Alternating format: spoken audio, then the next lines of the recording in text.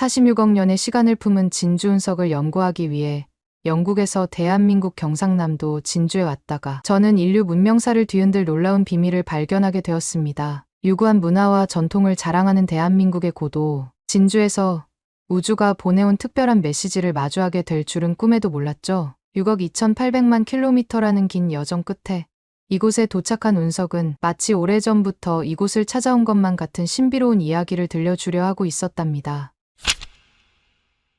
안녕하세요. 제가 들려드릴 이야기는 우주가 보내온 신비로운 메시지에 관한 것인데요. 그 시작은 영국의 차가운 11월 아침으로 거슬러 올라갑니다. 케임브리지 고고학과 제 연구실의 창가에 앉아 노트북을 바라보던 그 순간이 아직도 생생해요. 회색빛 하늘에서 내리는 부슬비가 창문을 두드리고 멀리 보이는 캠퍼스의 고딕 첨탑이 안개에 흐릿하게 보이던 그때 한 통의 이메일이 제 인생을 완전히 바꿔놓게 될 줄은 전혀 몰랐답니다. 제 이름은 가브리엘 미트라예요. 34살의 케임브리지대 고고학과 부교수지만 사실 이 자리까지 오는 길이 그리 순탄하진 않았어요. 인도계 이주민 가정에서 태어나 영국에서 자란 저는 어린 시절부터 늘 동양과 서양 문화의 경계에서 살았거든요. 아버지는 캘커타 출신의 수학자셨고 어머니는 영국 도서관의 고문서 관리자셨죠. 그래서인지 저는 자연스럽게 고대 문명과 첨단 기술의 접점에 매료되었답니다. 연구실 창가의 오래된 참나무 책상에는 제가 개발한 AI, 고고학 분석 프로그램이 돌아가는 듯한 노트북과 수십 년 된 고문서들이 공존하고 있어요. 그날도 평소처럼 이메일을 확인하던 중이었는데 갑자기 진주운석 특별전 초청장이 화면에 떴죠. 처음에는 그저 평범한 학술 행사려니 했어요. 하지만 왠지 모르게 심장이 빠르게 뛰기 시작하더군요. 창가에 비치는 옅은 햇살 사이로 책장을 바라보다가 문득 15년 전 제 인생을 바꾼 그 책이 눈에 들어왔어요. 낡은 가죽 장정의 신라 황금문화 도록이었죠. 떨리는 손으로 책을 꺼내 들었는데 마치 운명처럼 금관총 페이지가 펼쳐졌답니다. 1500년 전 신라 장인들의 숨결이 담긴 정교한 세공의 황금 왕관이 마치 살아있는 것처럼 페이지 위에서 빛나고 있었어요. 그 순간 대형박물관 인턴 시절의 기억이 물밀듯이 밀려왔죠. 당시 이집트관, 그리스관, 로마관을 지나 동아시아실에 들어섰을 때의 충격이 아직도 생생해요. 그리스의 파르테논 신전도 이집트의 피라미드도 보여주지 못한 차원이 다른 예술성이 거기 있었거든요. 순금으로 만든 신라의 왕관은 0.1mm도 안 되는 금사들이 이어져 마치 하늘에서 내려온 듯한 신비로움을 자아내고 있었죠. 이런 놀라운 문명을 어떻게 지금까지 몰랐을까? 20살의 제가 전시실에서 황금관을 바라보며 속삭이던 그 말이 아직도 귓가에 맴돌아요. 서양 문명보다 더 정교하고 세련된 기술, 현대의 레이저 커팅도 구현하기 힘들다는 미세 세공 기술, 기하학적 균형미와 우주관을 담은 디자인까지 그때의 전율과 경이로움이 15년이 지난 지금도 생생하게 느껴지더군요. 특히 충격적이었던 건 이 찬란한 문화가 6세기 서양에서 암흑기라 부르던 시기에 번성했다는 사실이었어요. 이슬람 세계가 아직 태동하기 전 유럽이 야만의 시대를 헤매고 있을 때 한반도의 신라는 이미 황금 문명의 절정에 올라 있었던 거죠. 그때부터 저는 동아시아 고대 문명, 특히 한반도의 고대 문명 연구에 제 인생을 바치기로 결심했답니다. 이후 옥스포드에서 고고학을 공부하면서도 늘 한반도 고대 문명의 미스터리를 풀고 싶었어요. 그래서 AI와 고고학을 결합한 새로운 연구 방법론을 개발했고 덕분에 32살이라는 젊은 나이에 케임브리지 최연소 부교수가 될 수 있었죠. 하지만 이 모든 건 그날 대형 박물관에서 마주한 신라 황금 문화의 경이로움이 있었기에 가능했던 것 같아요. 이틀 뒤 인천공항에 도착했을 때는 이미 늦가을의 햇살이 서쪽으로 기울어가고 있었어요. KTX를 타고 진주로 향하는 동안 태블릿으로 이 도시에 대한 자료들을 훑어보다가 숨이 멎는 것 같았답니다. 1592년 임진왜란 당시 조선 육군 최고의 전술가 김시민 장군이 단 3,800명의 군사로 2만 명이 넘는 왜군을 물리친 기적 같은 승리의 현장이 바로 이곳이었다니까요. 특히 놀라웠던 건 당시 왜군의 전력이었어요. 조총 1만 정의 최신의 갑옷으로 무장한 정예부대였죠. 반면 진주성의 병력은 화승총 300정, 활 2,000정으로 터무니없이 열세였는데도 말이에요. 그런데 김시민 장군은 천재적인 전술과 리더십으로 10월 5일부터 10월 8일까지 단 3일 만에 왜군을 섬멸했다니 세계 전쟁사에서도 찾아보기 힘든 위대한 승리였더군요. 그리고 1593년 을기논개의 이야기는 더욱 가슴을 울렸어요. 당시 15만 대군을 이끌고 온 왜군 총사령관 히데요시의 부장 호소카와를 끌어안고 남강 절벽으로 투신한 그녀의 숭고한 희생은 조선의 여성이 얼마나 강인하고 대담했는지를 보여주는 상징이 되었죠. 현대로 오면 이 도시가 한국 경제 기적의 산실이었다는 사실도 놀라웠어요. LG그룹의 구인회 회장이 1931년 진주에서 첫 사업을 시작했고 삼성그룹 이병철 회장은 진주농업학교에서 미래를 꿈꿨으며 효성그룹 조홍재 회장 역시 이곳에서 시작해 세계적 기업을 일궈냈더군요. 놀랍게도 이 세 기업의 2023년 총 매출액이 4천억 달러가 넘는다고 해요. 영국 GDP의 3분의 1에 해당하는 어마어마한 규모죠. 진주에 도착했을 때는 이미 해가 저물어가고 있었어요. 쌀쌀한 저녁 공기가 제 뺨을 스치며 이방인을 반기는 듯했죠. 남강변의 현대식 빌딩들 너머로 보이는 진주성은 마치 시간을 초월한 듯했어요. 특히 400년이 넘는 세월을 버텨온 촉성루의 위용은 달빛 아래서 더욱 신비로웠답니다. 임진왜란 때 김시민 장군이 이곳에 서서 전투를 지휘했다고 생각하니 마치 역사의 숨결이 직접 전해지는 것 같았어요. 다음 날 아침 문화재청 류정국 연구관님과의 첫 만남은 또 다른 놀라움이었죠. 45세의 나이가 믿기지 않을 만큼 깊은 전문성을 지닌 분이었는데 특히 가야 문화권에 대한 해박한 지식은 세계 어느 학자와 견주어도 뒤지지 않을 정도였어요. 미트라 교수님, 이번 운석은 단순한 우주의 돌덩이가 아닙니다. 그의 말씀에 담긴 자부심과 확신에 왠지 모를 설렘이 피어올랐답니다. 오후에 만난 고성춘 이사장님은 마치 살아있는 역사 백과사전 같은 분이었어요. 30년간 진주성 연구에 매진하시면서 임진왜란 당시의 전투 기록부터 가야시대 유물까지 수만 건의 자료를 직접 수집하고 분석하셨다고 해요. 이사장님께서는 진주가 단순한 지방도시가 아니라 한반도 문명의 축소판이자 미래의 씨앗이라고 설명해 주셨어요. 차분한 목소리로 가야시대부터 이곳이 동아시아 최고의 제철 기술을 보유했다는 점, 그 기술이 임진왜란 때 조선군의 무기 제작에 큰 힘이 되었다는 점을 강조하셨죠. 현재 진주에 뿌리를 둔 기업들이 세계 최고의 기술력을 자랑하는 것도 이런 역사적 맥락과 무관하지 않다고 하시더군요. 다음 날부터 시작된 운석 분석은 정말 흥미진진했어요. 제가 케임브리지에서 개발한 AI 분석 시스템으로 운석을 스캔하는데 처음 보는 특이한 패턴들이 나타나기 시작했죠.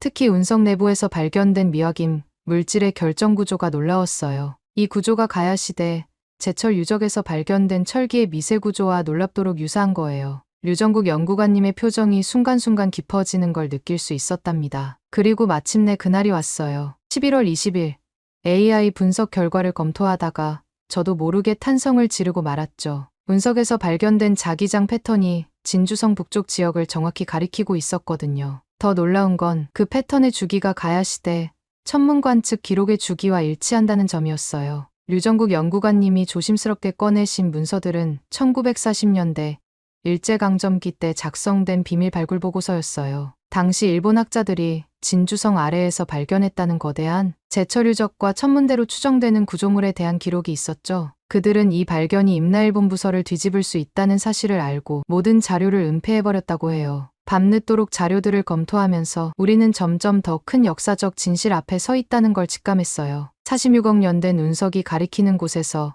가야 문명의 비밀이 발견된다면 그건 단순한 우연이 아닐 거란 생각이 들었답니다. 연구실을 나와 촉성루로 향했어요. 늦은 밤이었지만 성벽을 따라 은은한 조명이 켜져 있었고 차가운 가을바람이 남강을 따라 불어오고 있었죠. 400년 전 이곳에서 김시민 장군이 왜군을 물리친 후 밤하늘을 바라봤을 때도 지금처럼 수많은 별들이 빛나고 있었겠죠. 촉성루에 올라 쏟아지는 별들을 바라보며 생각에 잠겼어요. 우주에서 날아온 이 신비로운 손님이 전하려는 메시지는 무엇일까? 특히 운석 내부의 결정 구조가 가야시대 제철 기술의 흔적과 일치한다는 건 도저히 우연으로만 볼 수 없었거든요. 게다가 그 자기장 패턴이 가리키는 방향이 하필이면 옛가야 천문대 추정 지역이라니. 문득 류정국 연구관님의 메시지가 왔어요. 도쿄대학 고고학 연구팀이 갑자기 방문을 통보해왔다는 내용이었죠. 특히 그들 중에는 임나일 본부서를 강하게 주장해온 학자들이 포함되어 있다고 해요. 가슴 한켠에 묘한 긴장감이 스멀스멀 피어올랐답니다. 남강의 어두운 물결을 바라보며 생각했어요.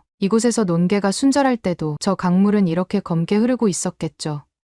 역사는 때로 진실을 감추지만 결국 언젠가는 그 진실이 드러나게 된다고들 하잖아요. 46억 년의 시간을 품은 운석이 우리에게 들려주려는 이야기.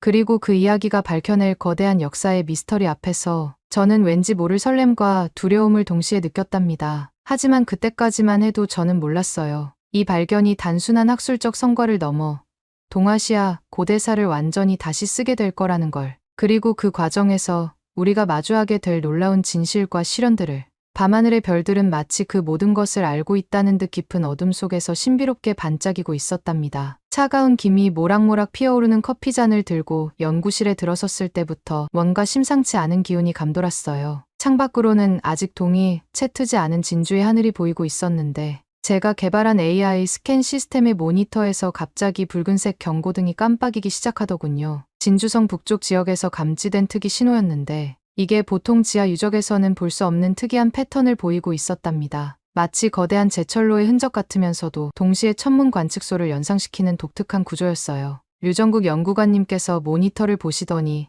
갑자기 안색이 변하시는 게 보였죠. 연구관님은 서둘러 2012년 진주성 외성 발굴 자료들을 꺼내오셨어요. 놀라웠던 건 12년이나 된 자료들이 마치 어제 작성한 것처럼 선명하게 디지털화되어 있다는 거였죠. 영국에서는 아직도 2010년대 자료들을 디지털화하는 작업을 하고 있는데 말이에요. 특히 3D 스캔 데이터는 현재 대형 박물관이 사용하는 최신 장비의 해상도보다 2배나 더 정밀했답니다. 자료들을 하나하나 살펴볼수록 놀라움은 더해갔어요. 당시 발굴된 제철 관련 유물들 중에는 현대의 정밀 주조, 기술로도 재현하기 어려운 수준의 것들이 있었거든요. 6세기 가야 시대의 철제 갑주는 두께가 0.4mm밖에 안 되는데도 놀라운 강도를 자랑했고 검은 마치 현대의 다마스커스 강처럼 무늬결이 아름답게 새겨져 있었답니다. 가야 시대 토기와 철기 유물 데이터베이스는 그야말로 경이로웠어요. 각 유물마다 3D 스캔 데이터는 물론 성분 분석 결과, 제작 기법 추정도, 출토 당시 지층 분석 결과까지 케임브리지 대학의 최신 데이터베이스 시스템보다 더 체계적으로 정리되어 있더군요. 이런 걸 보면서 한국의 문화재 연구 수준이 세계 최고라는 걸 다시 한번 실감했답니다. 연구가 한창 진척되던 11월 23일 아침 예상치 못한 소식이 날벼락처럼 날아왔어요. 도쿄대학의 사토 교수팀이 갑작스레 방문한다는 거였죠. 처음에는 단순한 학술 교류련이 했는데 류정국 연구관님의 표정이 마치 먹구름이 낀 것처럼 어두워지는 걸 보고 불길한 예감이 들었답니다. 사토 교수의 이력을 확인하면서 제 손이 부들부들 떨리기 시작했어요. 2021년 독도 영유권 백서 작성을 주도했던 그가 작년에 발표한 고대 일본의 한반도 지배설 논문을 다시 읽어보면서 참을 수 없는 분노가 치밀어 올랐죠. 고고학적 증거는 철저히 무시한 채 일본 고문서만 자의적으로 해석해 마치 한반도가 일본의 식민지였던 것처럼 왜곡한 허구였으니까요. 일본 연구팀이 도착한 순간부터 그들의 의도는 노골적으로 드러났어요. 4세기에서 6세기 사이의 특정 유물 자료만 집요하게 요구하더군요. 특히 가야의 제철 기술 데이터를 요청할 때의 그 날카로운 눈빛이 아직도 생생해요. 마치 임나일 본부설의 근거를 찾으려는 듯한 그런 계산된 눈빛이었죠. 가장 충격적이었던 건 우리 연구팀의 막내 연구원이 들려준 이야기였어요. 사토 교수팀의 한 연구원이 몰래 접근해서 거액의 돈을 제안하며 비공개 자료를 빼내달라고 했다는 거예요. 그때 제 머릿속에서 1910년 한일병합 당시 일본이 우리 문화재를 약탈하던 장면들이 스쳐 지나갔답니다. 류정국 연구관님께서 서류를 보시다가 책상을 탁 치시더군요. 그들은 130년 전이나 지금이나 전혀 변한 게 없군요. 하지만 이번만큼은 절대 그들 뜻대로 될 순 없습니다. 그 말씀에 저도 모르게 눈시울이 뜨거워졌어요. 우리가 밝혀낸 진실이 그동안 일본이 심어놓은 왜곡된 역사를 완전히 뒤집을 수 있다는 걸 직감했거든요. 그날 밤 연구실에 혼자 남아 사토 교수의 논문들을 다시 검토하면서 다짐했답니다. 과학적 증거로 임나일 본부설의 허구성을 밝혀내고 가야 문명의 위대함을 전 세계에 알리겠다고요. 이건 단순한 학문적 논쟁이 아닌 역사적 진실을 위한 싸움이었으니까요. 밤샘 연구를 거듭하던 어느 날 우리의 노력은 놀라운 결실을 맺기 시작했어요. 호류지 절의 건축 도면을 AI로 분석하던 중 백제의 영척 단위가 정확히 일치한다는 사실을 발견했거든요. 7세기 일본 최고의 건축물이라 자랑하던 호류지가 사실은 백제 장인들의 기술로 지어졌다는 명백한 증거였죠. 정말 흥미진진했던 건 스에키 도자기 연구였어요. AI가 도자기의 미세 구조를 분석하면서 특이한 점을 찾아냈는데 가마의 온도 조절부터 유약의 제작 기법까지 모든 것이 가야 토기의 제작 방식과 일치하더군요. 심지어 일본 도공들이 사용한 도구의 흔적까지도 가야 토기와 똑같았답니다. 흥분된 마음을 진정시킬 새도 없이 AI는 더 놀라운 분석 결과를 내놓았어요. 진주 지역에서 발견된 제철 유적의 연대를 측정했더니 일본 야요의 시대보다 무려 200년이나 앞선 시기였던 거죠. 특히 가야의 갑주는 두께가 0.3mm밖에 안 되는데도 강도가 현대의 특수강에 버금갈 정도로 뛰어났어요. 반면 일본 고분 시대의 갑주는 이를 서툴게 모방한 수준이었죠. 결정적인 발견은 우연히 찾아왔어요. 1969년 일본 문부성의 비밀 문서철 사이에서 교과서 조작 지침을 발견한 순간 제 손이 떨리기 시작했죠. 거기에는 임나일 본부서를 강화하기 위해 고고학적 증거들을 의도적으로 누락하고 왜곡하라는 지시가 적혀 있었어요. 2001년 후소샤 교과서 왜곡 지침까지 발견되면서 일본의 조직적인 역사 조작이 적나라하게 드러났답니다. 류정국 연구관님께서 이 자료들을 보시면서 깊은 한숨을 내쉬셨어요. 이제는 모든 게 명백해졌네요. 그들이 그토록 필사적으로 막으려 했던 진실이 바로 이것이었던 거죠. 그 말씀에 우리 모두의 눈시울이 뜨거워졌답니다. 우리가 밝혀낸 것은 단순한 고고학적 발견이 아닌 천년이 넘도록 은폐되어 온 동아시아 문명사의 진실이었으니까요. 세계학계의 반응도 뜨거웠어요. 영국의 저명한 고고학자들이 가야 문명을 재조명하겠다고 나섰고 중국 측에서도 고대 한반도 일본 관계사를 새롭게 해석해야 한다는 의견을 내놓았죠. 유네스코 세계문화유산 등재 가능성까지 거론되더군요. 하지만 일본 측의 반발도 만만치 않았어요. 국제학술지에 왜곡된 반박 논문을 긴급 투고하려 했고 언론을 동원한 여론전도 시작했답니다. 심지어 외교 채널을 통한 압박까지 시도했다고 하네요. 그때 류정국 연구관님이 30년간 숨겨온 결정적인 1차 사료를 공개하셨어요. AI로 복원한 가야, 제철기술 체계도와 함께 공개된 이 자료들은 가야 문명의 우수성을 명백하게 입증했죠. BBC 다큐멘터리 팀에서 긴급 취재를 결정했다는 소식도 들려왔고요. 연구실 창밖으로 저무는 해를 바라보며 생각했어요. 이제 우리는 단순한 학술 논쟁을 넘어 거대한 역사적 진실 앞에 서 있다는 거려. 류정국 연구관님의 말씀처럼 이곳에는 일본 고대 문화의 뿌리가 숨겨져 있었고 가야의 기술 없이는 아스카 문화도 존재할 수 없었다는 게 분명해졌답니다. 이제 우리 앞에는 더 큰 역사적 진실이 기다리고 있어요. 하지만 그 진실을 밝히는 과정이 결코 순탄치만은 않을 거란 걸 알고 있었죠. 그래도 저는 믿음이 있었어요. 46억 년 된 진주운석이 우리에게 알려주려 했던 것처럼 진실은 결국 밝혀지게 되어 있다는 거려. 차가운 겨울바람이 진주성 둘레를 휘감던 11월 30일 전 세계가 주목하는 순간이 다가오고 있었답니다. 케임브리지 대학이 주최하는 동아시아 고대 문명의 재발견 국제학술회의 준비로 연구소가 부산했거든요. 전 세계 42개국의 저명한 고고학자들이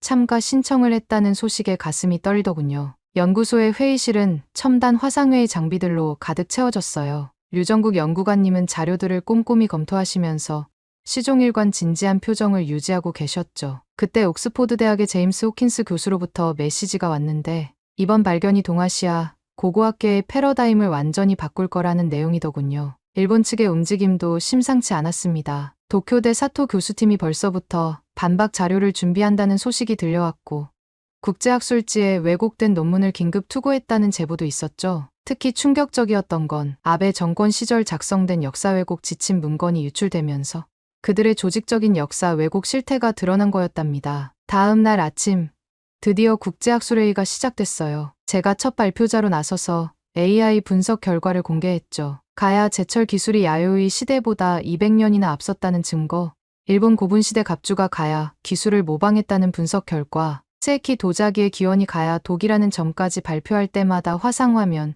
속 세계 석학들의 표정이 달라지는 게 보였답니다. 그때였어요. 류정국 연구관님이 오래된 가죽 서류 가방에서 누렇게 변색된 문서들을 꺼내셨죠. 1974년 한일문화재 반환협정의 비밀 부속서였는데 거기에는 일본이 인정하지 않으려 했던 충격적인 사실이 적혀 있었답니다. 일제강점기 동안 조직적으로 약탈해간 가야 유물이 무려 2387점, 그것도 가장 정교한 기술이 집약된 제철 유물과 천문 관측 도구들만 선별해서 가져갔더군요. 특히 1940년대 도쿄대가 작성한 비밀 발굴 보고서의 내용은 정말 충격적이었어요. 당시 일본 고고학자들도 가야의 철기 제작 기술이 세계 최고 수준이라는 걸 알고 있었고 심지어 현대 일본의 제철 기술 개발에도 이 자료를 비밀리에 활용했다는 증거가 있었거든요. 화상회의에 참석한 세계 석학들의 표정이 순식간에 굳어지는 게 보였죠. 오후가 되자 세계가 움직이기 시작했어요. BBC 최고 프로듀서가 직접 연락해와서 잃어버린 문명 가야 제국의 부활이라는 제목의 특별 다큐멘터리 제작을 제안했고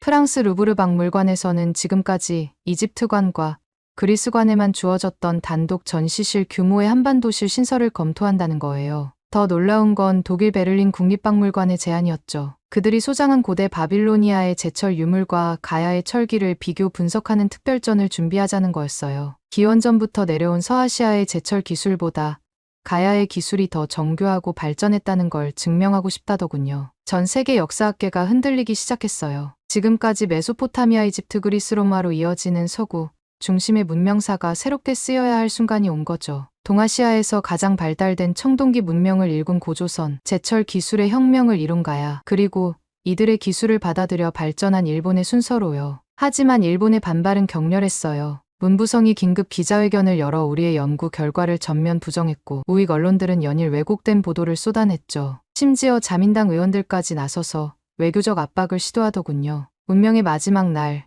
제 차례가 되자 손끝이 저절로 떨리더군요. AI가 복원한 가야 문명의 전체상을 3D 홀로그램으로 띄웠을 때 회의장의 숨소리가 멎는 게 느껴졌어요. 5에서 6세기 가야의 제철 단지가 실제 모습처럼 눈앞에서 생생하게 재현되었거든요. 특히 충격적이었던 건 제철 기술의 발전 단계별 증거였답니다. 섭씨 1600도의 고온을 정교하게 제어할 수 있었던 가야의 제철로는 당시 유럽에서는 상상도 못할 기술이었죠. 현대의 용광로와 거의 비슷한 구조에 심지어 바람의 세기를 조절하는 자동 송풍 장치까지 있었다는 사실이 밝혀지자 독일의 철강 전문가들이 자리에서 벌떡 일어났더군요. 일본 고대 문화에 미친 영향도 명확했어요. AI가 분석한 아스카 시대 모든 주요 건축물에서 가야의 건축 기술이 발견되었고, 호류지와 도다이지 같은 절의 설계도에는 가야 장인들의 이름이 적혀 있더군요. 더구나 일본 고분 시대 가장 뛰어난 유물이라고 자랑하던 것들 대부분이 가야에서 건너간 장인들의 작품이었다는 사실도 밝혀졌답니다. 발표를 마무리하며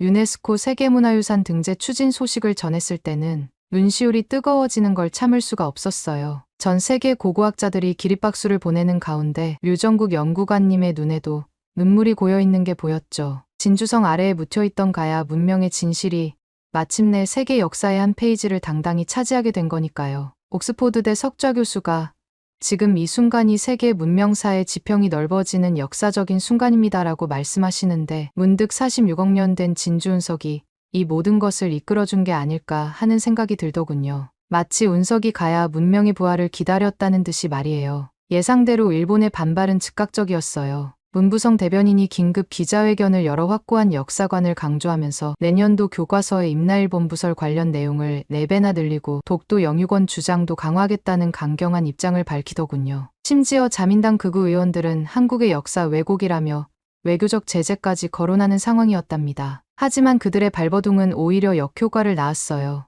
영국 왕립학회가 247년 역사상 처음으로 아시아 고대사 관련 공식 성명을 발표한 거였죠. 가야 문명의 발견이 인류 문명사의 퍼즐을 완성하는 결정적 조각이라는 평가와 함께 일본 측의 주장을 현대 과학이 입증한 사실을 부정하는 비학문적 태도라고 강하게 비판했답니다. 하버드대 동아시아 연구소의 특별 보고서는 더욱 파격적이었어요. 89쪽에 달하는 보고서에서 그들은 AI 분석 결과와 고고학적 증거들을 하나하나 검증하며 가야 문명이 동아시아 문명 교류의 허브였다는 우리의 주장을 전면 지지하더군요. 특히 임나일본 부설을 20세기 제국주의의 산물이라고 정의한 대목에서는 일본 학계가 완전히 고립되는 순간을 실감할 수 있었죠. 전 세계 주요 대학들이 잇따라 지지 선언을 하는 가운데 독일 막스플랑크 연구소에서는 가야의 제철 기술이 중세 유럽의 기술력을 최소 500년 이상 앞섰다는 충격적인 연구 결과도 발표했어요. 진실 앞에서 일본의 왜곡된 주장은 마치 눈 녹듯 힘을 잃어가고 있었답니다. 이제 돌이킬 수 없는 변화가 시작된 거예요. 우리가 발견한 진실이 마침내 세계사를 새로 쓰게 만든 거죠. 일본의 눈에는 불편한 진실이겠지만 이제는 그들도 인정할 수밖에 없는 상황이 된 것 같았어요. 마지막으로 옥스포드대 석좌 교수가 지금 이 순간이 세계 문명사의 지평이 넓어지는 역사적인 순간입니다 라고 말씀하시는데 문득 46억 년 된 진주운석이 이 모든 것을 이끌어준 게 아닐까 하는 생각이 들었습니다. 마치 운석이 가야 문명의 부활을 기다렸다는 듯이 말이에요. 국제학술회의가 끝난 12월 2일 오후 진주의 하늘은 유난히 맑았답니다. 경상남도 문화재위원회 긴급회의가 소집된 회의실로 향하면서 문득 이 도시가 품고 있던 수천 년의 시간이 느껴지더군요. 류정국 연구관님은 이미 다음 연구 계획을 준비하고 계셨고 지역의 원로 학자들도 속속 모여들기 시작했어요. 특별히 인상 깊었던 건 10년 넘게 진주성을 연구해오신 원로 학자들의 표정이었답니다. AI 분석 결과를 보시면서 그분들의 눈시울이 붉어지던 모습이 아직도 생생하네요. 그동안 그분들이 예감했던 진주의 역사적 가치가 마침내 과학적으로 입증된 순간이었으니까요. 저녁이 되자 충격적인 발견들이 연이어 쏟아졌어요. AI가 분석한 남강 유역의 3D 지도가 홀로그램으로 회의실에 펼쳐졌을 때 그 자리에 있던 모든 사람들이 숨을 멈췄답니다. 남강을 따라 무려 12km에 걸쳐 거대한 제철단지가 존재했던 흔적이 드러난 거예요. 현대의 포항제철소와 비슷한 규모였다니 정말 믿기 힘들었죠. 특히 놀라웠던 건 제철소의 구조였어요. 6세기 가야인들은 이미 용광로의 온도를 1600도까지 올릴 수 있는 첨단 기술을 보유하고 있었더군요. 심지어 바람의 세기를 조절하는 자동 송풍 장치까지 있었다는 사실이 밝혀졌는데 이런 기술은 유럽에서도 18세기에야 개발된 거라고 해요. 그리고 남강 북쪽 구릉지대에서 발견된 천문관측 시설의 흔적은 더욱 충격적이었답니다. 정교하게 가공된 화강암 기단부에는 28수를 관측할 수 있는 눈금이 새겨져 있었고 천체의 움직임을 정확히 계산할 수 있는 수학적 장치도 있었어요. 신라의 첨성대나 백제의 관측대와는 완전히 다른 훨씬 더 정교한 구조였죠. 더욱 감동적이었던 건 이런 찬란한 문명의 터전 위에서 현대 한국 경제의 거인들이 태어났다는 사실이었어요. AI 지도 분석 결과 효성그룹 조홍재 회장이 1906년 시작한 진주 포목점의 정확한 위치가 지금의 진주양교 앞이었다는 게 밝혀졌죠. 118년이 지난 지금 그 작은 포목점은 연매출 20조가 넘는 글로벌 기업이 됐다는 게 믿기지 않더군요. LG 구인회 회장의 첫 사업장도 찾아냈어요. 1931년 개성상인의 비법을 배워 시작한 구인상회가 지금의 진주성 서문 근처에 있었다는 사실이 옛 지적도를 통해 확인됐답니다. 93년이 지난 지금 그 작은 가게는 세계적인 전자기업으로 성장했죠. 가장 마음을 울린 건 삼성 이병철 회장의 흔적이었어요. 1936년 진주농업학교 시절 그가 매일 아침 올랐다는 촉성루에서 바라본 풍경이 지금도 그대로더군요. 남강의 물줄기, 멀리 보이는 비봉산의 능선, 청년 이병철이 이곳에서 세계적 기업의 꿈을 키웠다는 게 새삼 가슴을 뭉클하게 했답니다. 다음 날 아침 세계학계의 반응이 폭발적으로 쏟아졌어요. 영국의 권위 있는 학술지 앤티쿼티가 긴급 논문 게재를 결정했고 하버드대학교는 특별 세미나를 개최한다고 하더군요. 독일 고고학자들은 직접 발굴에 참여하고 싶다며 연락해왔답니다. 특히 의미 있었던 건 일본 내 양심적인 학자들의 움직임이었어요. 도쿄대의 한 교수는 임나일 본부설이 더 이상 설득력이 없다고 선언했고 교토대의 연구팀은 가야 문명 연구에 동참하겠다고 밝혔죠. 극우 세력들의 반발은 오히려 그들의 고립을 더 심화시킬 뿐이었답니다. 정오가 되자 저는 떨리는 손으로 최종 연구 결과 발표를 시작했어요. 먼저 가야 문명의 제철 기술을 3D 홀로그램으로 복원해 보여줬는데 그 자리에 있던 독일 철강 연구소 소장이 자리에서 벌떡 일어날 정도였답니다. 가야의 제철로는 현대의 용광로와 거의 같은 구조를 가지고 있었고 더욱 놀라운 건 바람의 세기를 자동으로 조절하는 송풍 장치까지 있었다는 거예요. 특히 충격적이었던 건 가야의 무역 네트워크였어요. AI로 분석한 결과 진주 남강 유역에서 생산된 철 제품들이 일본은 물론 중국 당나라, 심지어 페르시아까지 수출됐다는 증거를 발견했거든요. 당시 세계 최고의 품질을 자랑하던 다마스커스 강철도 가야의 제철 기술을 기반으로 했다는 사실이 밝혀지자 회의장이 술렁이기 시작했죠. 천문학 기술도 놀라웠답니다. 가야의 천문대는 28수를 정확히 관측할 수 있는 구조였는데 여기서 측정된 데이터의 오차 범위가 현대 천문학의 기준으로도 믿기 힘들 정도로 정확했어요. 심지어 날씨와 철광석의 재련 시기를 천문 관측으로 정확히 계산해 제철 생산성을 극대화했다는 증거도 발견됐죠. 그리고 마침내 임진왜란의 비밀이 밝혀졌어요. 김시민 장군이 3,800명으로 2만의 왜군을 물리칠 수 있었던 건 단순한 우연이 아니었더군요. 진주성이 가야시대부터 이어져 온 최적의 요새였다는 점, 남강의 수심과 물살을 이용한 전략이 가야시대, 수은 기술에 기반했다는 점, 특히 조선군이 사용한 무기들이 가야시대, 제철 기술의 맥을 이어받아 제작됐다는 사실이 하나하나 입증되었답니다. 발표를 듣고 있던 옥스포드대 군사사학과 교수가 감탄을 금치 못하더군요. 진주대첩은 단순한 전투가 아닌 천년을 이어온 문명의 저력이 만들어낸 필연적 승리였다는 거죠. 가야의 과학기술, 지리적 이점을 완벽하게 활용한 김시민 장군의 전략, 이 모든 것이 하나로 어우러져 이뤄낸 기적 같은 승리였던 거예요. 진주성과 가야문화권을 아우르는 종합정비계획은 이미 세계 전문가들의 극찬을 받고 있더군요. 국제문화재 연구 네트워크 구축도 본격화됐고 심지어 유네스코 세계문화유산 등재 추진 계획까지 이야기가 돌았습니다. 해가 저물 무렵 류정국 연구관님과 함께 촉성루에 올랐어요. 46억 년 된 운석이 우리를 이끌어준 진실의 여정을 되돌아보며 이 도시가 이제 세계적인 문화유산 도시로 거듭나게 될 거란 이야기를 나눴답니다. 남강에 비친 저녁 노을을 바라보며 생각했어요. 진주는 단순한 지방도시가 아닌 한반도 문명의 축소판이자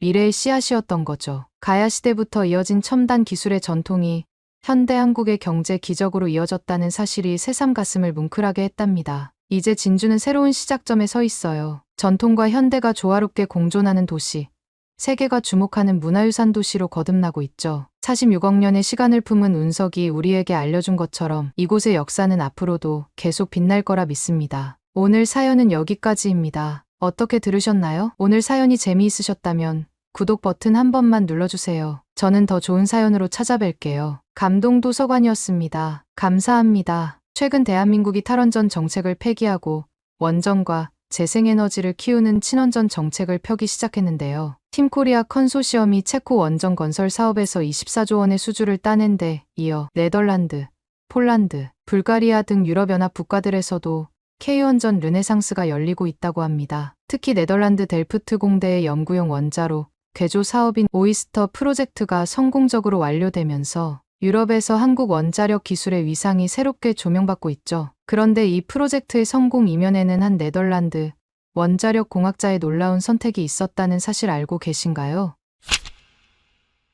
안녕하세요. 저는 네덜란드 델프트 공대 출신의 원자력 공학자 헤오르이나 키스입니다. 저는 한국원자력연구원의 오이스터 프로젝트를 통해 한국의 놀라운 기술력을 직접 경험하게 되었고 결국 제 조국인 네덜란드를 떠나 한국으로 귀화까지 결심하게 되었답니다. 사실 이런 제 선택에는 할아버지의 영향이 컸는데요. 제 할아버지 비렐름 키스 교수님은 델프트 공대에서 40년 넘게 동아시아학을 연구하신 석학이셨어요. 특히 하멜 표류기 연구의 세계적 권위자셨고 한국과 네덜란드의 과학기술 교류사에 남다른 애정을 가지고 계셨죠. 생전에 한국은 미래의 과학강국이 될 거지라고 늘 말씀하시던 할아버지의 예견이 지금 현실이 되어가고 있다는 게 참 감회가 깊네요. 제 인생의 극적인 전환점은 2014년 가을 델프트 공대 원자력공학과 연구동 3층의 제 연구실에서 시작되었어요. 당시 저는 원자로 냉중성자 제어 최적화라는 주제로 박사학위를 받은 지 채 한 달도 되지 않은 28살의 패기 넘치는 연구원이었죠. 그런 제가 유럽 과학계의 주목을 받고 있던 오이스터 프로젝트의 평가위원으로 발탁되었다는 건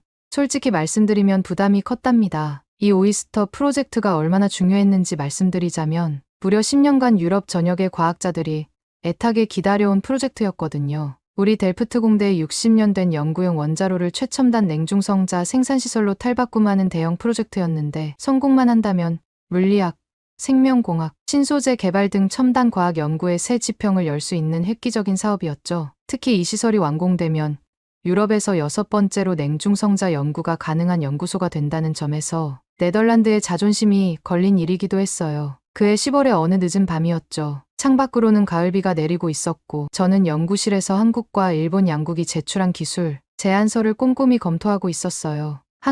한국원자력연구원과 일본 미쓰비시 중공업 두 기관의 제안서를 모니터에 나란히 띄워놓고 비교 분석하던 중이었는데 문득 화면 구석에 있던 할아버지의 디지털 아카이브 폴더가 눈에 들어왔네요. 평소에는 무심코 지나쳤을 텐데 그날따라 유독 신경이 쓰이더군요. 마우스 커서를 옮기다가 우연히 발견한 한국원자력연구라는 하위 폴더. 그 순간 왠지 모를 떨림이 온몸을 훑고 지나갔어요. 호기심에 클릭했는데 제 인생이 완전히 바뀌게 될 거라고는 상상도 못했답니다. 폴더를 열자마자 가장 먼저 눈에 들어온 건 한 네덜란드 과학기술 교류사 박연에서 현대까지라는 제목의 900페이지짜리 미발표 논문이었어요. 할아버지께서 마지막까지 심혈을 기울이셨던 연구였나 봐요. 논문 첫 페이지를 넘기는 순간 저는 그 자리에 얼어붙고 말았죠. 우리 가문의 뿌리와도 연결될 수 있는 놀라운 이야기가 펼쳐지고 있었거든요. 박연이라는 네덜란드 과학자의 이야기였는데 1627년 제주도에 표류한 후 조선에 정착해 과학기술 발전에 지대한 공헌을 했다는 내용이었어요. 특히 인상 깊었던 건 그가 조선의 화포를 현대화하고 군사기술을 혁신적으로 발전시켰다는 대목이었죠. 더구나 그는 무과의 장원급제까지 했다고 하더군요. 저는 밤새도록 할아버지의 연구를 읽어 내려갔어요. 정말 흥미진진했던 건 하멜 표류기 번역 작업 노트였답니다. 할아버지께서는 수십 년간 하멜의 기록을 연구하시면서 특히 박연과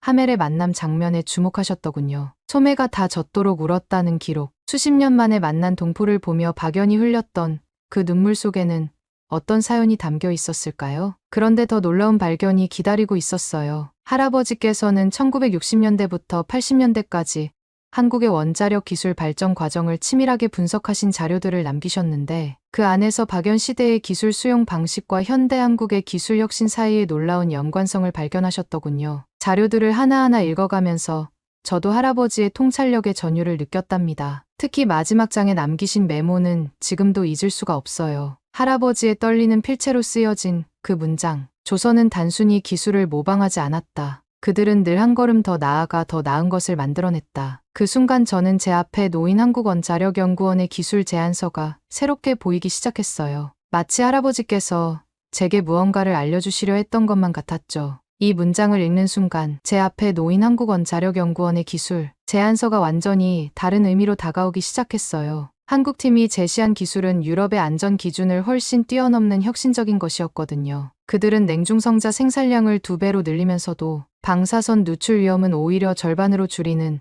당시로서는 상상도 못할 혁신적인 설계를 제시했답니다. 반면 미쓰비시 중공업은 20년의 유럽 시장 경험을 내세웠지만 기존 기술의 안정성만을 강조하는 보수적인 접근이 오히려 약점으로 보이더군요. 2014년 11월 최종 평가회의가 열린 델프트 공대 대강당은 유럽 각국에서 온 평가위원들로 가득 찼어요. 한국팀의 발표가 시작되자마자 장내가 술렁이기 시작했는데 특히 냉중성자, 제어 기술에 대한 설명이 나올 때는 앞줄에 앉아있던 독일의 권위자 슈미트 교수가 자리에서 벌떡 일어나 혁명적인 발상이라며 극찬을 아끼지 않았죠. 하지만 그날 저녁 제 인생의 갈림길이 찾아왔어요. 평가회의가 끝나고 호텔로 돌아가려는 찰나 미쓰비시 중공업의 나카무라 연구소장님이 저를 로비로 불러세우셨죠. 차세대 고속로 프로젝트 팀장 자리와 함께 파격적인 대우, 연구의 자율성, 그리고 유럽 전역의 연구진들과 협력할 수 있는 기회를 제안하시는 거였어요. 순간 머릿속이 복잡해졌어요. 한국팀의 기술력은 분명 뛰어났지만 28살에 제가 택할 수 있는 현실적인 선택지는 달랐거든요. 일본은 이미 검증된 커리어 패스를 제시했고 유럽 과학계와의 폭넓은 인맥도 보장했죠.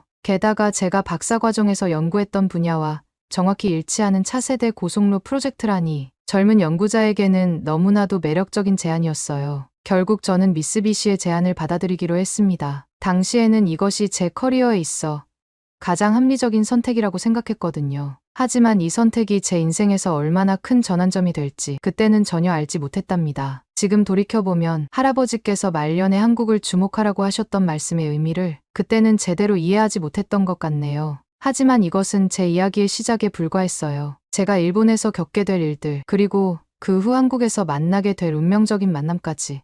이 모든 것들이 제 앞에 기다리고 있었으니까요. 2015년 봄 도쿄 미쓰비시 중공업 연구소에서의 첫날을 아직도 생생히 기억합니다. 벚꽃이 만개한 연구소 정원을 지나 본관으로 들어서는 순간 마치 영화의 한 장면 같은 광경이 펼쳐졌네요. 로비에는 환영 현수막이 걸려 있었고 수십 명의 연구원들이 정중하게 고개를 숙여 인사하는 모습이 인상적이었답니다. 나카무라 연구소장은 제게 특별히 준비한 웰컴 세레모니에서 감동적인 환영사를 전했어요. 우리는 이제 하나의 가족이며 제가 가진 재능을 마음껏 펼칠 수 있도록 전폭적인 지원을 아끼지 않겠다는 내용이었죠. 게다가 도쿄 중심가의 럭셔리한 주거 환경까지 제공해 주시니 그때는 정말 제가 특별한 대우를 받고 있다고 느꼈을 정도였어요. 처음 3개월은 정말 꿈 같은 시간이었습니다. 연구원들은 늘 친절했고 제 의견을 존중해 주었으며 일본어를 잘 모르는 저를 위해 영어로 소통하려 노력했죠. 특히 시마다 선배는 퇴근 후에도 저와 함께 연구 내용을 토론하며 일본 생활에 적응하는 데 많은 도움을 주었답니다. 하지만 시간이 흐르면서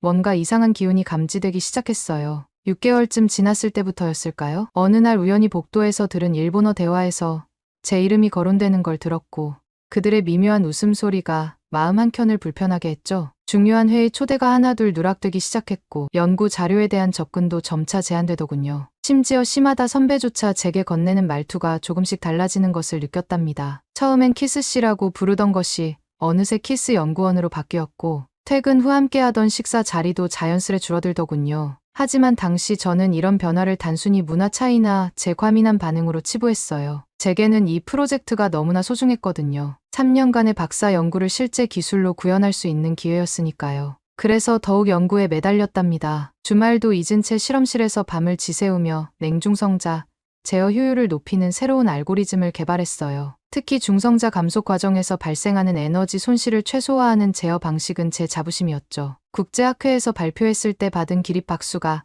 아직도 귓가에 생생해요. 그런데 2016년 2월에 그날 제 인생에서 가장 충격을 마주하게 됐습니다. 평소처럼 늦은 밤까지 연구실에 남아 실험 데이터를 정리하고 있었는데 문득 특허 출원 절차를 확인해 볼 생각이 들더군요. 일본 특허청 사이트에 들어가 중성자 감속 제어를 키워드로 검색해 보았는데 그 순간 제 손가락이 마우스 위에서 굳어버렸어요. 처음에는 제 눈을 의심했습니다. 제가 수백 번 고민하고 수정해가며 완성한 비대칭 펄스를 이용한 중성자 감속 제어 방식이 일본 연구진들의 명의로 출원되어 있었거든요. 혹시 비슷한 기술일까 하는 마음으로 떨리는 손으로 내용을 하나하나 읽어내려 갔죠. 하지만 그것은 제가 박사 논문에서 제안했던 바로 그 방식이었고 심지어 제가 고안한 고유의 알고리즘까지 그대로였어요. 그리고 발명자란의 첫 번째 이름 시마다 마코토를 보는 순간 온몸에 식은땀이 흘렀습니다. 설마 시마다 선배가 저도 모르게 모니터를 손으로 짚으며 중얼거렸죠. 바로 어제도 제게 커피를 건네며 환하게 웃었던 그가 지난 주말에도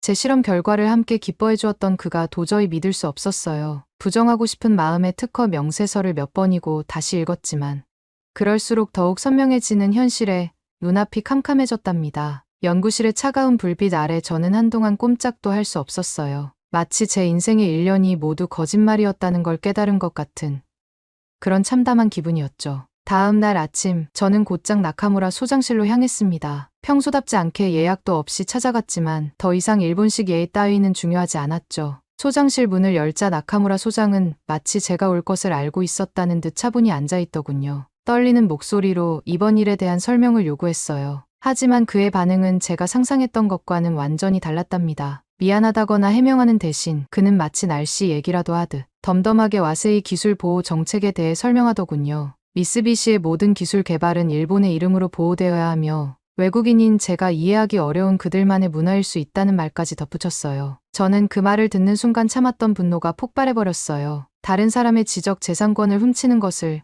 어떻게 문화라고 표현할 수 있는지 제가 밤낮으로 연구하고 제 박사 논문의 핵심 내용인 이 기술을 이렇게 훔쳐가도 되는 것인지 격앙된 목소리로 따져 물었죠. 말끝을 맺지 못하고 목소리가 떨려왔지만 더 이상 참을 수 없었거든요. 그러자 나카무라 소장의 표정이 순간 차가워지더군요. 그는 제가 회사의 시설과 자원을 이용해 연구했고 그들이 충분한 대가를 지불했다며 오히려 제 항의가 부당하다는 듯한 말투로 대꾸했어요. 그의 말투에서 이제는 친절한 가면마저 벗어던진 것이 느껴졌답니다. 그의 말이 계속되는 동안 저는 머릿속에서 번개가 치는 것 같았어요. 웰컴 파티에서의 환한 웃음과 매달 정시에 지급되던 넉넉한 연구비 그리고 도쿄 중심가의 고급 주거시설까지 이 모든 것이 제 기술을 빼앗기 위한 철저한 계산이었다는 걸 깨닫는 순간 온몸에 소름이 돋더군요. 마치 메이지 유신 이후 서양의 기술을 모방하고 훔쳐 자국의 것으로 만들었던 일본의 지금 이 순간에도 반복되고 있다는 생각이 들었어요.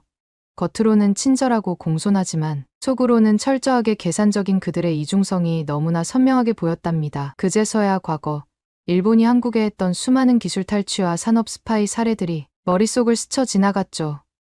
그러던 차에 연구실로 돌아와 컴퓨터를 켜자마자 제 이메일함에서 발견한 뉴스레터가 가슴을 더욱 아프게 했어요. 한국원자력연구원이 오이스터 프로젝트에서 냉중성자 제어 효율을 200% 이상 높이는데 성공했다는 내용이었거든요. 특히 그들이 개발한 기술은 제가 연구하던 방식과는 완전히 다른 혁신적인 접근법이었다고 하더군요. 화면을 내리다 보니 체코의 두코바니 원전 수주전에서도 한국이 최종 후보로 올랐다는 기사도 눈에 들어왔고요. 가슴이 답답해 연구소를 나왔어요. 이제 막 봄이 시작된 도쿄의 거리에는 벚꽃이 흩날리고 있었죠. 그동안 아름답다고만 생각했던 이 풍경이 왜인지 모르게 공허하게 느껴졌어요. 문득 할아버지께서 생전에 자주 하시던 말씀이 떠올랐습니다. 박연이 조선에서 찾은 것은 단순한 기회가 아닌 진정한 신뢰였다고요. 그제서야 이해가 되더군요. 왜 박연이 네덜란드로 돌아가지 않고 조선을 선택했는지. 기술은 단순한 지식의 전달이 아니라 서로 간의 신뢰와 존중이 있어야 진정한 발전이 가능하다는 걸 그는 이미 300년 전에 깨달았던 거죠. 벚꽃이 흩날리는 도쿄의 거리를 걸으며 저는 처음으로 제가 가야 할 길이 어디인지 분명히 보였답니다. 연구실로 돌아와 할아버지의 연구 자료를 다시 펼쳤어요. 박연은 기술을 인정하고 존중하는 곳을 선택했다는 문구가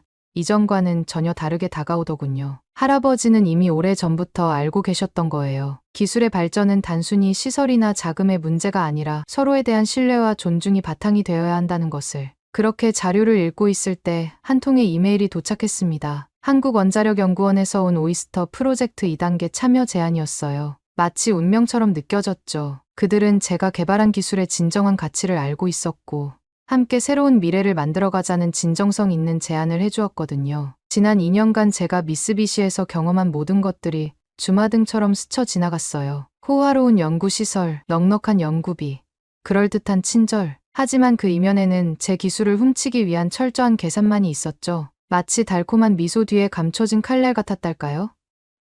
처음에는 망설였습니다. 또다시 낯선 나라에서 새로운 도전을 시작한다는 게 두렵기도 했으니까요. 하지만 한국원자력연구원이 보내온 기술 제안서를 검토하면서 확신이 들었어요. 그들이 제시한 기술적 비전은 제가 꿈꾸던 것과 정확히 일치했고 무엇보다 진정성이 느껴졌거든요. 이스라린 경험이 오히려 저에겐 값진 선물이 되었네요. 겉으로 보이는 화려한 포장 뒤에 숨겨진 진실을 보는 눈을 갖게 됐고 진정한 기술 협력이란 무엇인지 또 서로에 대한 존중이란 어떤 것인지 깊이 생각하게 됐거든요. 그렇게 2018년 초 저는 대전행 비행기에 몸을 실었습니다. 도쿄의 벚꽃을 뒤로하고 낯선 도시로 향하는 길, 묘하게도 마음이 편안했어요. 마치 300년 전 박연이 조선으로 향했을 때처럼 저도 이제 제가 가야 할 곳을 찾은 것 같은 기분이었답니다. 2018년 초 대전 한국원자력연구원의 첫 출근길이 아직도 생생합니다. 늦겨울의 차가운 공기를 가르며 본관으로 향하는 길에서 묘한 설렘이 느껴졌어요. 일본에서의 쓰라린 경험이 아직 채 아물지도 않았는데 이상하게도 마음이 편안해지더군요. 연구원 로비에서 저를 맞이한 첫 인상이 특별했답니다. 일본에서처럼 정자세로 늘어선 직원들도 형식적인 박수도 없었어요. 대신 연구원들이 삼삼오오 모여 커피를 마시며 자연스럽게 다가와 인사를 건네더군요. 게다가 놀라웠던 건 오이스터 프로젝트 2단계에 대한 이야기를 나누면서도 격식이나 서열에 얽매이지 않고 자유롭게 의견을 주고받는 모습이었어요. 심지어 신입 연구원이 팀장급 연구원의 의견에 그건 이렇게 하면 더 좋지 않을까요? 하고 스스럼 없이 제안하는 모습을 보며 일본에서의 경직된 분위기가 무색해지더군요. 그날 점심시간 지금도 잊을 수 없는 운명 같은 순간이 찾아왔어요. 복잡한 식당에서 어색하게 자리를 찾고 있을 때였죠. 문득 누군가 제 어깨를 살짝 두드리며 다가왔는데 그 순간 느껴진 특유의 온기가 아직도 생생해요. 깊은 눈빛과 따뜻한 미소를 가진 남자였는데 오이스터 프로젝트 책임자 강효성이라고 자신을 소개하더군요. 처음엔 그가 프로젝트 책임자라는 말에 긴장했었죠. 하지만 그의 말투에는 일본 상사들에게서 느꼈던 권위의식이나 거리감이 전혀 없었어요. 35의 젊은 나이에 이미 네이처지에 논문을 실은 세계적인 원자력 전문가였음에도 마치 오랜 친구처럼 편안하게 대화를 이끌어가는 모습에 저도 모르게 마음이 열리더군요. 특히 제 연구에 대해 진지하게 묻고 깊이 있게 토론하는 모습에서 기술을 대하는 한국 연구진들의 진정성을 느낄 수 있었답니다. 우리의 관계가 특별해진 건 어느 늦은 밤 연구실에서였어요. 그날도 평소처럼 늦게까지 실험 데이터를 검토하고 있었는데 효성이 내 연구실 문을 조심스레 두드렸죠. 손에는 따뜻한 커피 2잔과 함께 낡은 논문 한 편을 들고 있었어요. 효성이 내민 논문이 혹시 제 할아버지의 것인지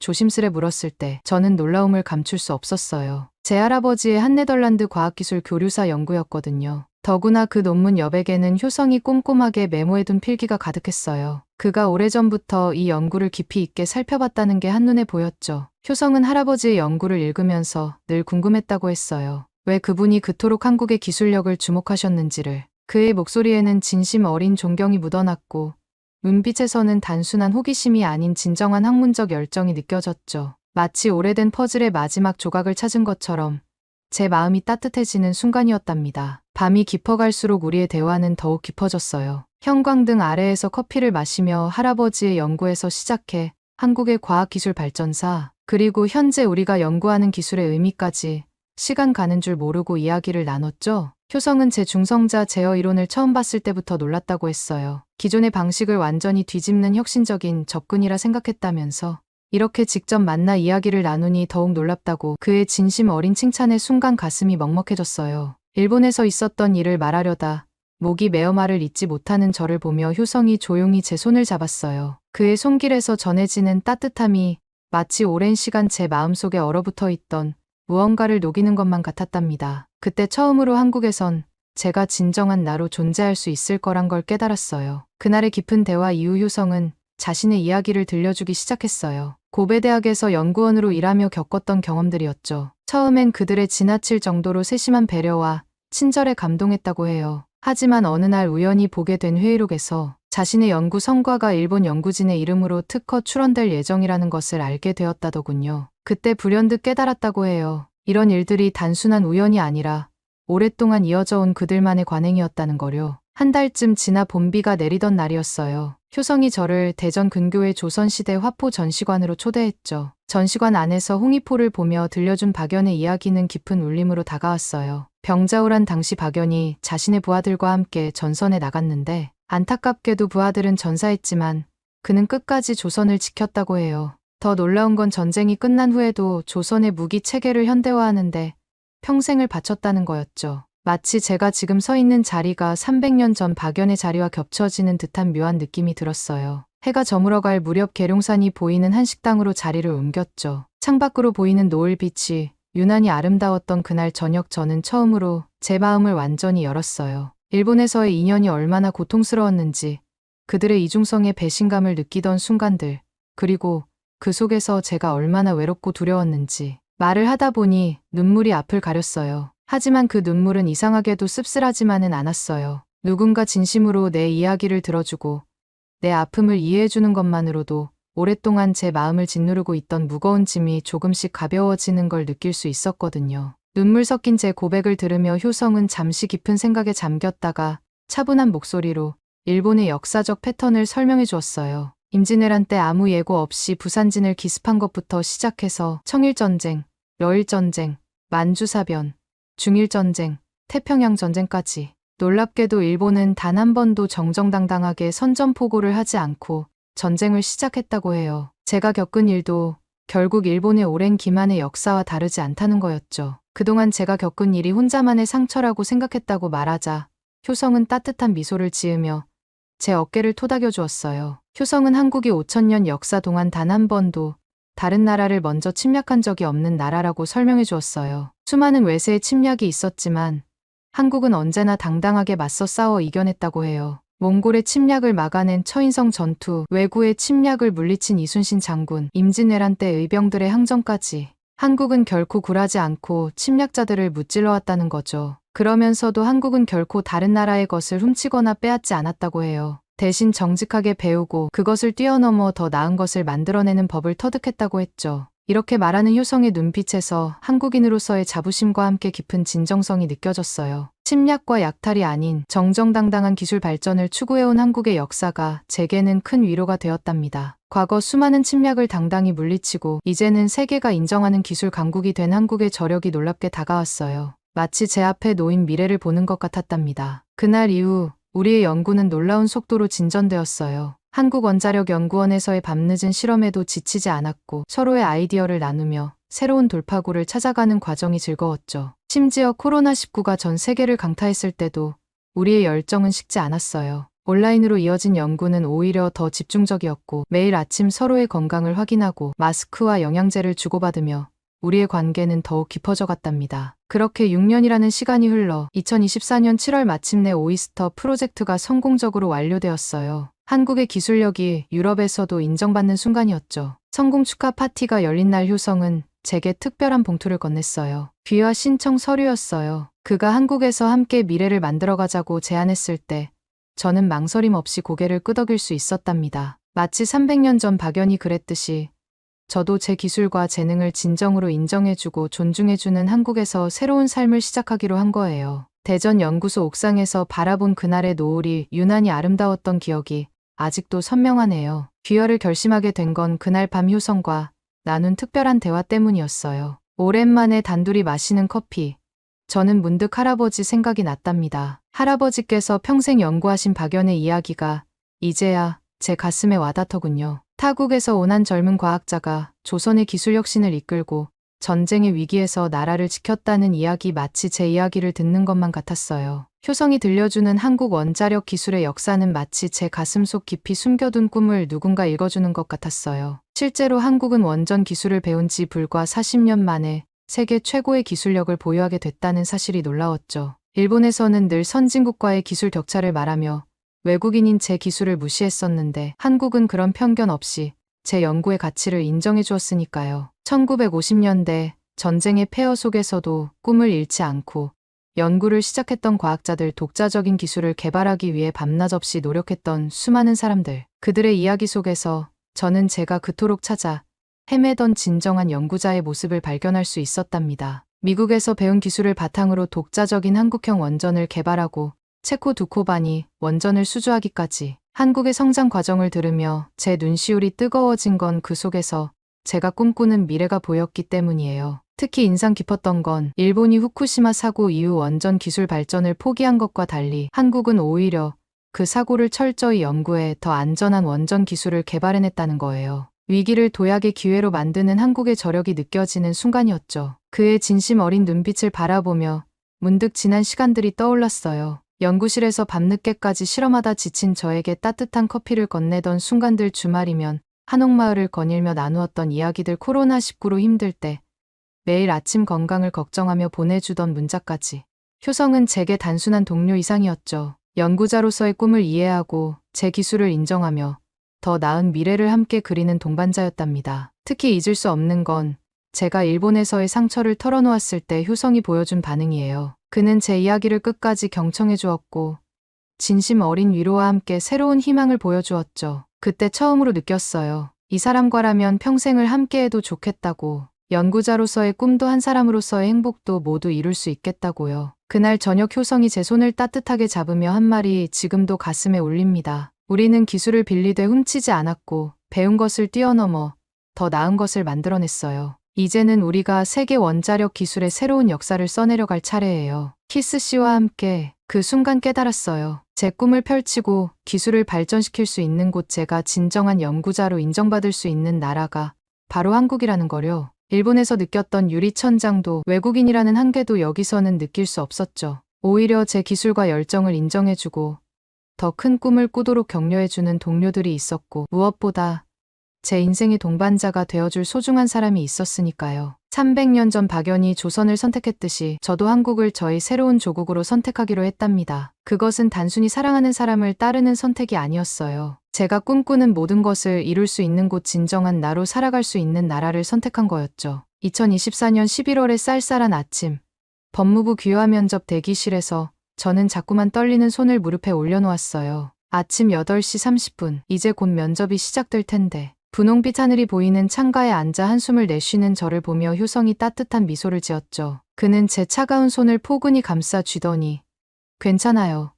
우리가 여기까지 오는 동안 얼마나 많은 것들을 함께 이뤄냈는데 라고 속삭였어요. 그의 말에 용기를 얻어 할아버지의 박연 연구 자료를 다시 한번 펼쳐보았답니다. 대기실에는 저 말고도 5명의 귀화 신청자들이 있었어요. 그중 제 옆자리의 베트남 여성이 특히 인상적이었죠. 8년 전 한국의 시골에서 남편을 만나 결혼했다는 그녀는 처음엔 말도 통하지 않고 너무 힘들었다고 해요. 하지만 시어머니께서 친딸처럼 한글을 가르쳐 주시고 이웃들은 텃밭 농사부터 김장까지 하나하나 알려주셨대요. 떨리는 목소리로 자신의 이야기를 들려주던 그녀가 문득 환하게 웃으며 말하더군요. 한국은 우리의 꿈을 이뤄주는 나라예요. 이제는 마을 주민들과 함께 작은 농산물 가게도 운영하고 있답니다. 한국 사람들의 따뜻한 정이 아니었다면 불가능했을 거예요. 그 말을 듣는 순간 제 마음속 깊은 곳에서 무언가가 울리는 듯했어요. 서로 다른 환경에서 왔지만 우리 모두 한국이라는 나라에서 새로운 꿈과 희망을 발견한 거죠. 마치 300년 전 박연이 처음 조선의 땅을 밟았을 때 느꼈을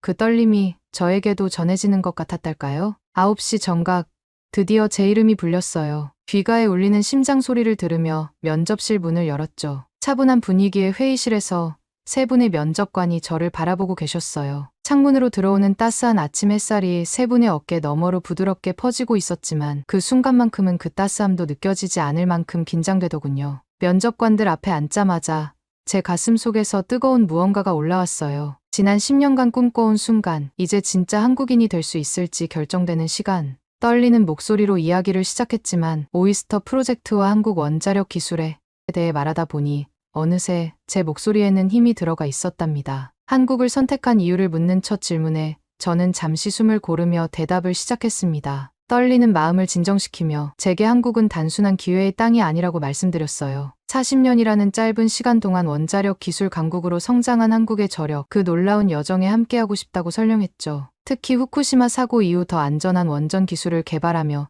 세계를 선도하는 모습에서 한국의 진정한 기술력을 보았다고 덧붙였답니다. 잠시 숨을 고르고 오이스터 프로젝트에 대한 설명을 이어갔어요. 제가 참여했던 이 프로젝트는 냉중성자 생산량을 2배로 늘리면서도 방사선 누출 위험은 절반으로 줄이는 혁신적인 기술이었다고, 이런 도전적인 과제를 한국원자력연구원과 함께 성공적으로 완수하면서 한국이 세계 원자력 기술을 선도할 수 있다는 확신을 갖게 되었다고 설명했어요. 그리고 최근의 성과도 자연스럽게 덧붙였답니다. 체코 두코바니 원전 수주 과정에서 저희가 개발한 안전성 평가 모델이 결정적인 역할을 했다는 점이 자랑스럽다고 말씀드렸고, 이제 한국의 원자력 기술이 유럽 시장에서도 인정받고 있다고 이야기를 이어가고 있었어요. 말을 잇던 그때 오른쪽 면접관님이 제 이력서를 들여다보시다가 갑자기 동작을 멈추셨어요. 천천히 고개를 드시더니 마치 무언가 놀라운 것을 발견한 듯한 표정으로 저를 주시하시더군요. 형광등 불빛 아래 그분의 눈빛이 반짝이는 게 보였답니다. 잠시 질문을 해도 되겠냐고 조심스레 말씀하시는 목소리가 미세하게 떨리고 있었어요. 혹시 델프트 공대 동아시아학과의 비렐름 키스 교수님의 손녀가 맞느냐는 질문에 제가 고개를 끄덕이자 그분의 얼굴에 믿기지 않는다는 표정이 스치더군요. 그러더니 자신을 소개하시는데 20년 전 할아버지의 박연 연구로 박사학위를 받은 정성우 교수님이시라고 하셨어요. 특히 할아버지께서 돌아가시기 전 마지막으로 지도하신 제자라는 말씀을 하실 때는 목소리에 깊은 감정이 묻어 있었답니다. 순간 면접실의 공기가 확 달라지는 걸 느낄 수 있었어요. 양 옆에 계시던 다른 두 분의 면접관님도 자세를 고쳐 앉으시며 이 뜻밖의 상황에 집중하시는 게 보였죠. 정 교수님은 잠시 말씀을 멈추시고 깊은 숨을 들이쉬셨는데 그 짧은 순간 동안 저는 할아버지의 연구실에서 보냈던 수많은 순간들이 떠올랐답니다. 그러다 정 교수님께서 할아버지의 말씀을 떠올리시며 이야기를 이어가셨어요. 박연과 조선의 만남이 단순한 우연이 아니었다고 할아버지께서 늘 강조하셨다면서, 이렇게 할아버지의 손녀가 한국의 원자력 기술을 이야기하는 모습을 보니 그 말씀의 의미가 더욱 특별하게 다가온다고 하시더군요. 그 말씀을 듣는 순간 제 가슴 한켠이 뜨거워지는 걸 느꼈어요. 차가운 면접실의 공기 속에서도